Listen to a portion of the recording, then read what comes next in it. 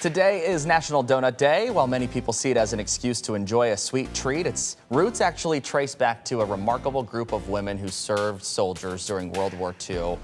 Joining us this morning is Major Tim Meyer with the Salvation Army to talk about the history behind the day. We appreciate your time. Thank you so much for being in here. Thank you, Tanner. This is a really fun day for us because you get to bring us donuts. That's right. Yeah. What you have on the table right there from Sprinkles, one of our favorites over here.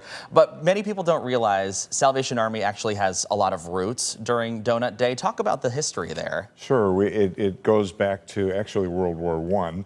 And we had what was then called, it wouldn't be politically correct today, but they were Salvation Army Lassies who served in the trenches during World War I. So they went overseas.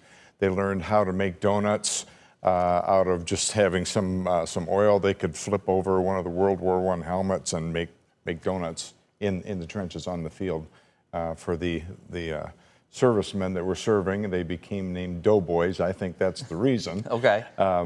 But that began very early. And then in 1938, in Chicago, the Salvation Army launched the first Donut Day. Okay. And of course now it's, I don't know if it's worldwide, but I know throughout the United States, Donut Day is observed. It's definitely, at least in our minds, worldwide, right? Yeah. You know, the donut has become such an iconic symbol of just comfort, right? For Yep. people, maybe in the morning, maybe it's a weekend run to the local donut shop. How does Donut Day continue the mission for Salvation Army during this day?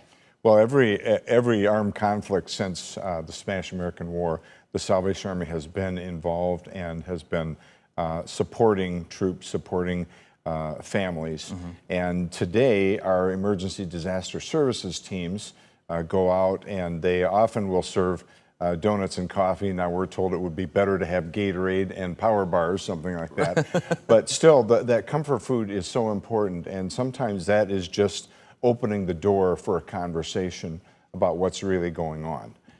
But it is helpful to have something to give people, especially, you know, to replenish a little bit of energy if a firefighter's been out there for hours, or their body stress is there and things, but it's just a good thing to have. And we enjoy doing that, and we serve in almost every zip code in the United States. Wow.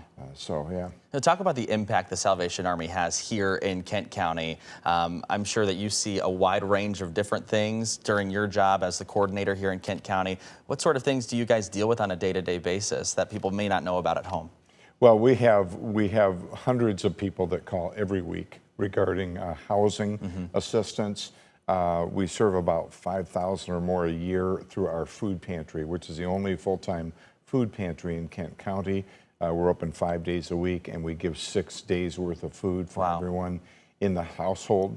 Folks can come 2 times a year, and that's in addition to whatever other food pantry they go to. We have utility assistance that's ongoing. We serve every area of Michigan right here from Grand Rapids. We've got so many different things that we do. A seniors program that operates 3 times a week out of the Fulton Heights Salvation Army. And at our Kroc Center, of course, there is year-round programming for families, everyone from the cradle to senior adults. And we have an adult rehabilitation center on Division Avenue. Wow. Let's get back to the history of Donut Day. Sure. Because I want to talk more about what was called the Lassies back then. What was their impact beyond Donut Day? You know, obviously, this is a huge deal for them back then. What was also their impact during their service then? Well, they had the opportunity, obviously, to go way outside of their comfort zone. They were mostly young ladies. Some of them were adults that went. But there was always good supervision and some good training. But the impact that they made continues on, had continued on for a long time. They brought back from World War I, of course, many stories, and along with that, into the communities came men who had served. The Salvation Army then became well known and respected in lots of communities for their selfless service. For the selfless service of those young ladies that went and served in the trenches. Wow. So a long history that, just a donut there that has kind of turned into this lasting legacy, not only back then, but now, which is so cool. You're a part of that legacy, and this is actually your last month with the Salvation Army, and this is also your last donut day with us. So let's talk about you and your service, because I think that's also part of the Kent County story. What does it mean to you to be able to serve and give back all of these years and also leave behind a legacy that is really important in this county? Well, for my wife and myself, it's a spiritual calling. We never intended to become Salvation Army officers. We wanted to serve at our local Salvation Army Corps Community Center as congregants, as soldiers, and also to teach. I loved music, and so I pictured myself being there teaching young musicians, and playing in the band, singing in the choir, the songsters, and teaching Bible studies. But God called us out of that, and when you sign the officer's covenant, it is just making yourself available for wherever the Salvation Army will need you.